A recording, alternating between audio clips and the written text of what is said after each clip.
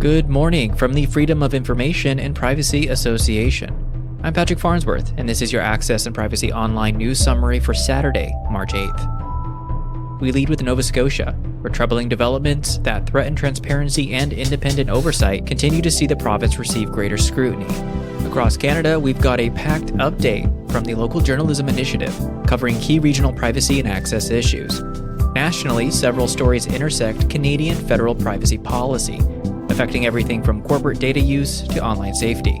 And internationally, whistleblowers are making headlines again, while the Trump presidency's impact on access, oversight, and security continues to evolve. As always, you can find the full stories via the links in the show notes or on our website. Let's dive in.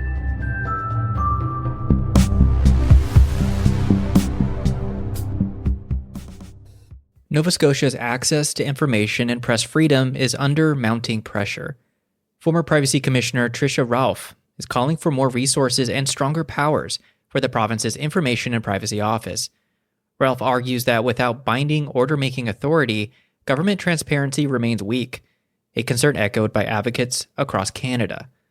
The commissioner reviews complaints from citizens who have been denied access to documents and other records by government departments and agencies. But Ralph, whose job ended February 28th, said that during her 5-year term, too many public bodies had defied her decisions.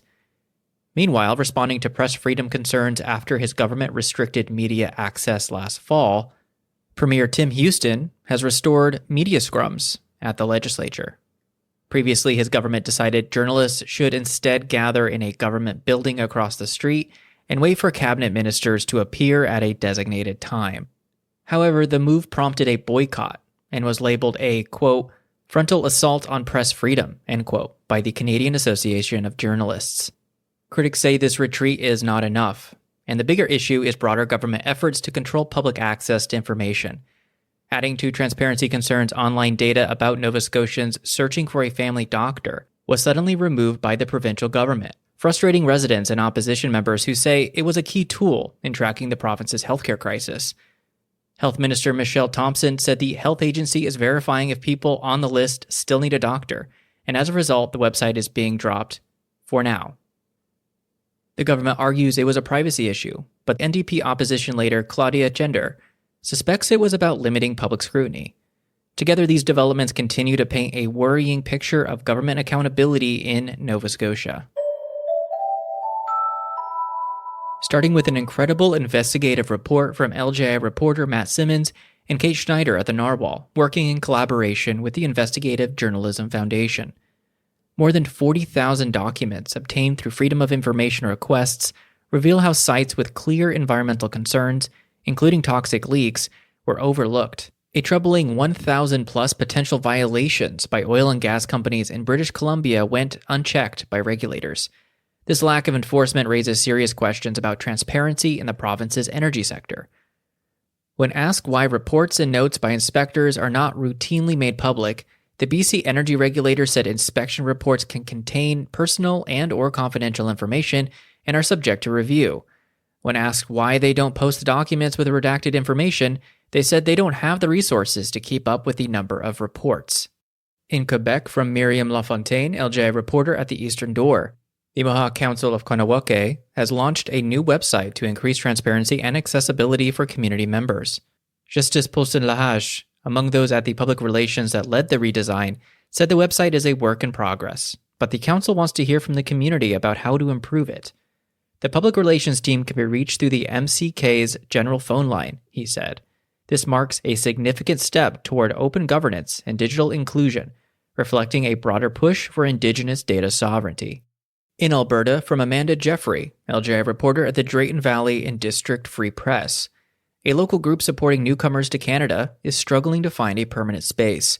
As access to affordable facilities dwindles, the group warns that immigrants may face increased barriers to essential services.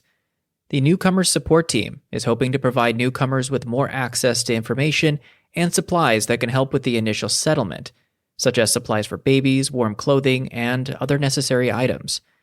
The group is in the process of bringing awareness and putting together some information packages, including links to the Alberta and Canada websites and employment opportunities. And in Manitoba, from Maggie McIntosh, LJI reporter at the Winnipeg Free Press. The province's school boards are halting travel and reassessing budgets as U.S. tariffs drive up the cost of construction materials. The River East Transcona School Division is the latest to promote domestic tourism in the form of student field trips and staff professional development. Senior administrators are not canceling a single pre-booked student trip to Minneapolis in June, but communications manager Adrienne Elaine indicated they will not approve future travel to any state. With transparency concerns surrounding federal funding allocations, school officials are demanding clearer communication from the province. Shifting to the federal scene, Jim Bronskill at the Canadian Press brings us a trio of stories intersecting privacy and online data usage. The federal privacy commissioner is taking Pornhub's parent company, Alo, to court, alleging that it failed to ensure meaningful consent in collecting and using personal data. Privacy Commissioner Philippe Dufresne's investigation of Alo followed a complaint from a woman whose ex-boyfriend had uploaded an intimate video and other images of her to Alo's websites without her permission. Dufresne concluded that inadequate privacy protection measures on Pornhub and other Alo sites had led to devastating consequences for the complainant and other victims. He gave the company recommendations to bring Alo into compliance with the federal private sector privacy law, the Personal Information Protection and Electronic Documents Act. Despite this, he was met with refusal to implement them. The case could set major legal precedents for online platforms handling sensitive personal information. Also from the Canadian Privacy Commissioner, the OPC has launched an investigation into X, formerly Twitter, over allegations that it used user data without consent to train AI models. Dufresne said other issues related to the use of X on the devices of government employees and parliamentarians fall outside his jurisdiction. This case is part of a larger debate on how social media companies repurpose personal information. In a symbolic move, Canada's Supreme Court is distancing itself from the social media platform X, citing concerns over misinformation and data privacy. According to a Supreme Court spokesperson, the court's account on X will remain visible but will no longer be actively updated.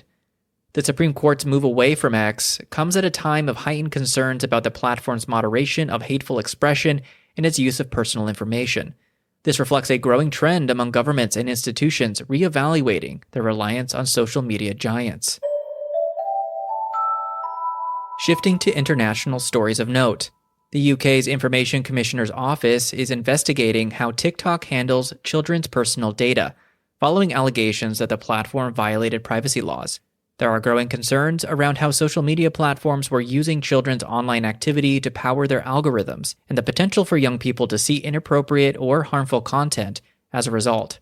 As part of the investigation, the regulator will also investigate how online forum site Reddit and image-sharing site Imager use children's personal data and how they estimate or verify a child's age. The case could result in major fines and regulatory changes for the social media giant.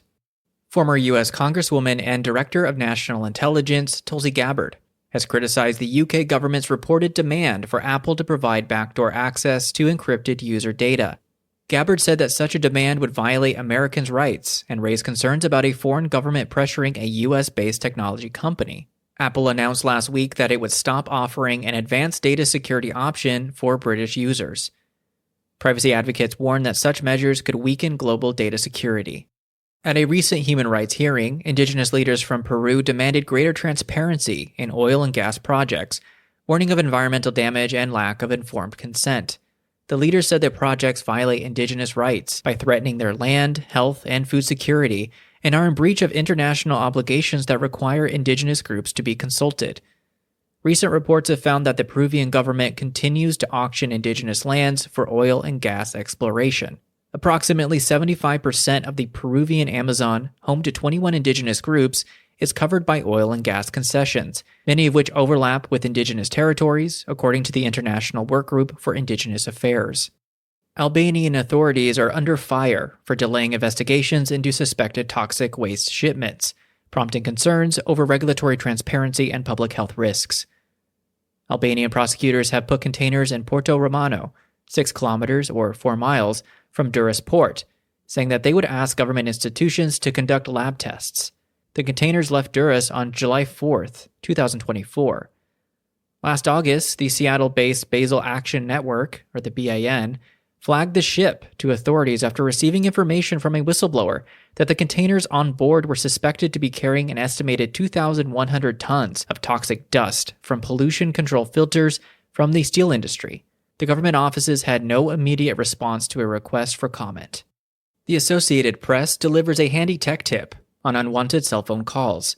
If you're overwhelmed by spam calls and robocalls, new tools like call filtering apps and carrier blocking services can help cut down on disruptions. Apple advises iPhone users to turn on the Silence Unknown Callers feature. Android has a similar setting that allows you to block calls from private or unidentified numbers, although you will still receive calls from numbers that aren't stored in your contact list. However, there is a workaround for that problem. Leave your Android phone on Do Not Disturb, but configure it so that anyone on your contact list is allowed to interrupt. Just keep in mind that you could also end up not getting important calls, which sometimes come from unknown numbers.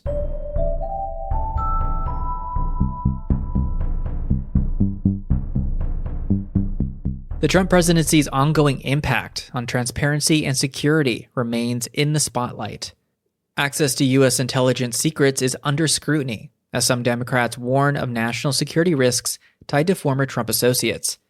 Concern is raised over uncertainty on what steps DOJ has taken to protect sensitive information. The Justice Department is reviewing the prosecution of a Colorado clerk who promoted false election claims, a case seen as a test of election integrity enforcement. It was claimed there were reasonable concerns over the clerk's prosecution, and that it was among others nationally that the government was reviewing for, quote, abuses of the criminal justice process, end quote. The Treasury Department has halted enforcement of a corporate transparency database, potentially weakening oversight of shell companies linked to financial crimes. Despite efforts by small businesses to undo the rule in the courts, it remains in effect. A group of Veterans Affairs employees accuse the department of retaliating against potential whistleblowers as veterans are protesting cuts to the VA budget, arguing that Trump-era policies have negatively impacted healthcare access for service members. A legal battle over the firing of a watchdog agency head is heating up, reflecting broader concerns over Trump's attempt to weaken independent oversight. It was ruled the head of the agency must remain in his position, claiming his removal was unlawful, but that was later appealed. A government watchdog wants more than 5,000 probationary employees to be reinstated at the U.S. Department of Agriculture. While all this takes place, U.S. officials have charged 12 Chinese hackers in a sweeping cybercrime operation, revealing vulnerabilities in government networks. The indictments come as the U.S. government has warned of an increasingly sophisticated cyber threat from China, including a hack last year of telecom firms called Salt Typhoon. The fight over government accountability continues, with Trump-era policies still shaping privacy, security, and democratic oversight. Before we wrap up, a quick note. We've paused our commentaries for the next few weeks as we prepare for a big event. FIPA will be attending the 27th Annual Victoria International Privacy and Security Summit. We'll be back with deeper dives and commentary, plus some recordings from the convention floor in the weeks ahead. And if you're there, be sure to stop by our booth. We'd love to connect.